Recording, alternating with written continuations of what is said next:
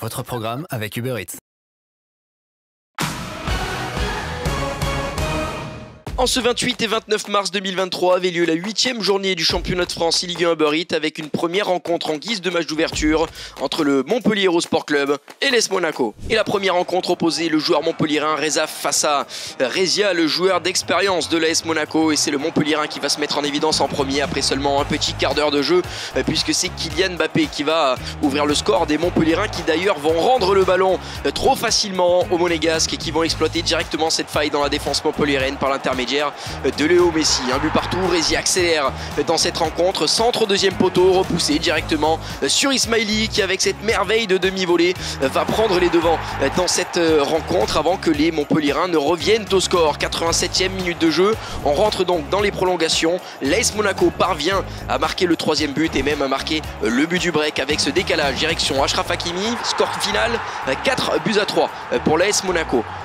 Le deuxième match va venir concerner ici Aderix, la pépite de l'AS Monaco face à Koala Boiteux. Aderix est largement favori dans la rencontre et pourtant c'est Koala Boiteux qui va ouvrir le score très rapidement dans cette rencontre et se permet même de doubler la mise avec Ronaldinho. 1-0, 2-0 et puis 3-0 même, puisque c'est Kylian Mbappé qui sur une contre-attaque éclair va permettre au Montpellier Hérault Sport Club de gagner ce point. Un partout donc, match décisif en 2v2 entre le binôme montpelliérain et le binôme monégasque, et ce sont bel et bien les Montpelliérains qui vont parvenir à trouver l'ouverture du score ici après seulement 67 minutes de jeu avant que les Monégasques ne viennent égaliser à un but partout. À la 90e minute de jeu, on pense que la rencontre est terminée, c'est Marquinhos qui va décaler le ballon à Ronaldinho. Les Monégasques d'ailleurs vont envoyer un véritable pétard ici avec Léo Messi qui vient nettoyer la lucarne côté Montpellier. Les Montpelliérains continueront à se battre encore et encore dans ce match pour venir égaliser. Renato Sanchez,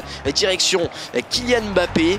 Les Monégasques vont d'ailleurs parvenir à reprendre les devants quelques minutes plus tard, mais c'était sans compter encore une fois sur l'orgueil des Montpelliérains qui vont presser et pousser l'AS Monaco à l'erreur. Égalisation, 120e minute de jeu pour venir décrocher donc ce score de 3 partout. On se dirige vers une séance de tir au but qui a été dantesque. Les Montpelliérains en sortiront vainqueurs et gagneront la rencontre sur le score de 2-1.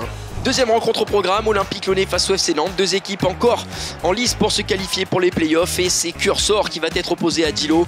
Cursor va d'ailleurs ouvrir le score avec cette tête au deuxième poteau signé Achraf Hakimi. Réaction avec un mouvement collectif de toute beauté. Achraf Hakimi pour Léo Messi qui revient derrière. Zidane Thuram, une touche de balle, Ronaldinho, et c'est Neymar à la finition qui va égaliser. Un match prolifique en but puisque vous le voyez, 4-2 pour l'Olympique Lyonnais, mais on continue d'y croire jusqu'au bout pour Cursor qui va réduire la marque. 4-3, c'est alors le moment choisi par Dilo pour continuer d'accélérer, de mettre la pression sur son adversaire. Le but du break est fait, 5-3, score final 5-4 pour le Lyonnais. L'ex avait à cœur de venir remporter la rencontre, lui qui était sur 3 matchs, 3 défaites sur les dernières journées de Ligue 1 Uber Eats, et il a un sérieux client face à lui puisqu'il a Faucheur. C'est bel et bien le Lyonnais qui va ouvrir le score avant de voir l'égalisation avec ce heel-to-heel placé à merveille du côté de Ronaldinho, mais l'ex n'a pas tremblé, continuera à pousser jusqu'à la fin de la rencontre. Kylian Mbappé avec cette frappe croisée va tromper Alban Lafont avant de se mettre définitivement au chaud. Les Lyonnais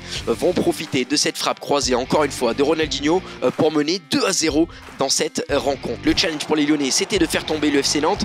5 victoires de suite du côté de ce binôme nantais. C'est Youssef Attal qui voit sa frappe repoussée par Alban Lafont directement dans les pieds de Kylian Mbappé, mais les Lyonnais continuent de jouer leur jeu sans trembler puisqu'il reste beaucoup de temps dans cette rencontre et c'est Kylian Mbappé qui du pied gauche va permettre à l'Olympique Lyonnais d'égaliser. Youssef Attal, cette fois-ci elle ne sera pas repoussée par le gardien de but. 2-1, 3-1 même, et on vient clôturer cette rencontre avec le 4e but nantais. 4-1, donc victoire de l'OL sur le score de 2-1. Les Clermontois eux affrontaient la GIA dans un match entre deux clubs opposés, un club qui joue le top 2 et un club qui joue pour rester en vie dans cette compétition, et c'était Airo qui affrontait son adversaire derrière Déchet, Héros qui va ouvrir le score et qui, après un match ultra solide, va s'imposer sur le score de 2-0. Celui qu'on appelle la foudre, Maestro, invaincu, 6 matchs, 6 victoires en e-Ligue 1 Uber Eats, va concéder, c'est un petit événement, l'ouverture du score face à Payne, avant de venir réagir ici, peu après la demi-heure de jeu. Seko Fofana pour Léo Messi, les passements de jambes et le missile juste sous la barre pour permettre aux Clermontois d'égaliser. C'est une nouvelle perte de balle, comme à son habitude, du côté de Payne, qui rend le match facile aux Clermontois. Maestro qui mène 3-2, qui va d'ailleurs profiter d'un petit compte favorable et ce ballon perdu par Kefren Turam pour frapper la barre transversale et venir s'imposer dans cette rencontre. Les Clermontois sont en passe de réaliser le 3-0, peut-être pour la première fois de la saison. Pour cela, il va falloir gagner cette rencontre en 2v2 et encore une fois, les voilà qui s'illustrent dans cette rencontre avec l'ouverture du score de ce merveilleux binôme. Zinedine Zidane met un but tout simplement zidanesque pour clore cette rencontre. On va tout de même réduire la marque pour les Auxerrois, mais de manière anecdotique puisque le score final sera de 2-1 pour les Clermontois qui s'imposent donc 3-0. Première rencontre au programme de ce mercredi 29 mars 2023, le Racing Club Strasbourg-Alsace accueillait les Girondins de Bordeaux dans une rencontre dans le bas de tableau. Deux équipes qui ont besoin impérativement d'une victoire pour continuer à y croire à une éventuelle qualification pour les playoffs. Et ce sont Mino et Saad qui se lancent pour la première rencontre. Et comme le favori qu'il est, Mino assume son statut et parvient à ouvrir le score à la 27e minute avec cette frappe croisée de Ronaldinho qui permet aux Girondins de Bordeaux de mener 1-0. Alors certes, le réveil de Saad est tardif dans la rencontre, mais le voilà qui va pousser après la 80e minute de jeu. Cantona, qui est d'un missile croisé du pied gauche, va parvenir à égaliser et à relancer complètement la rencontre pour seulement quelques minutes, puisqu'à la 87e minute de jeu, c'est Saad qui continue de pousser, qui sur un corner à la rémoise va fabriquer une combinaison entre Cantona, Messi pour Attal, Ronaldinho et en une touche de balle pour Kylian Mbappé qui ne va pas trembler devant le but.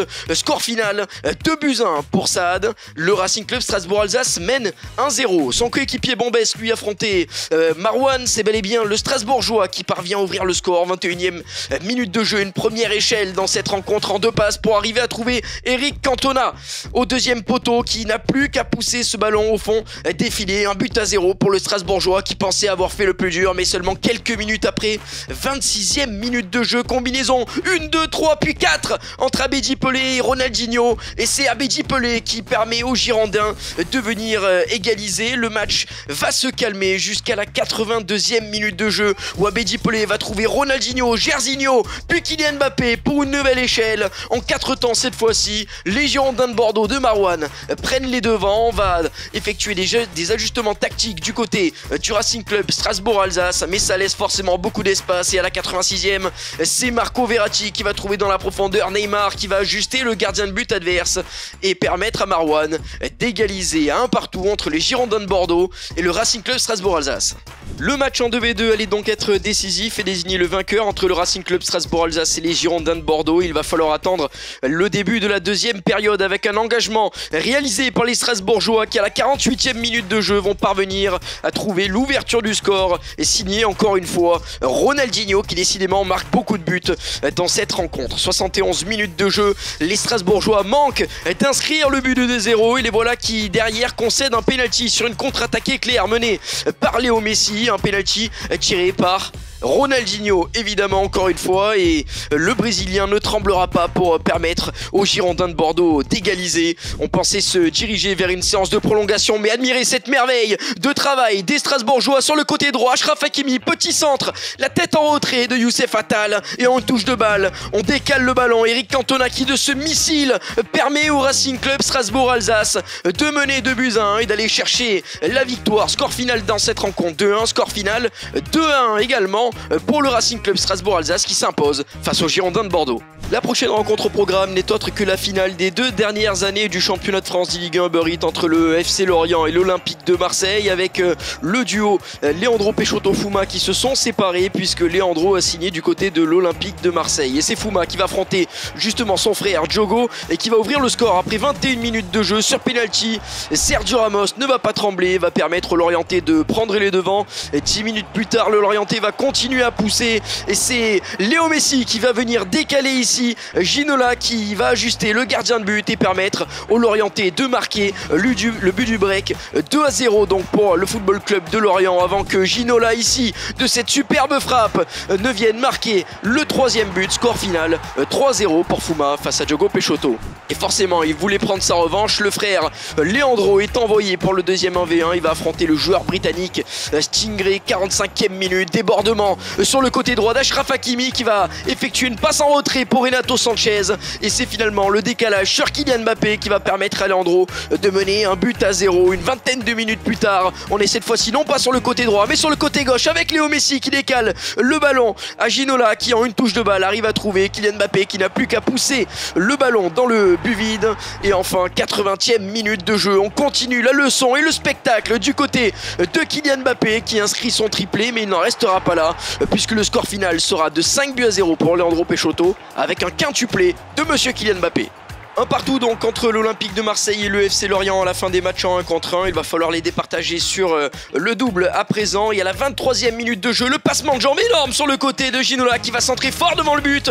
Et le ballon sera repoussé par le gardien de but directement sur Kylian Mbappé qui va mettre le ballon au fond. Défilé 1-0 donc pour l'Olympique de Marseille. Les Marseillais vont d'ailleurs doubler la mise avec Ronaldinho qui arrive à voir au deuxième poteau David Ginola qui d'une reprise de volée surpuissante vient détruire la cage adverse et permettre à l'Olympique de Marseille de marquer le but du break. Réduction du score anecdotique à la 86e minute de jeu par Ronaldinho. Score final 2-1 par l'Olympique de Marseille qui s'impose dans cette rencontre 2-1 face au FC Lorient.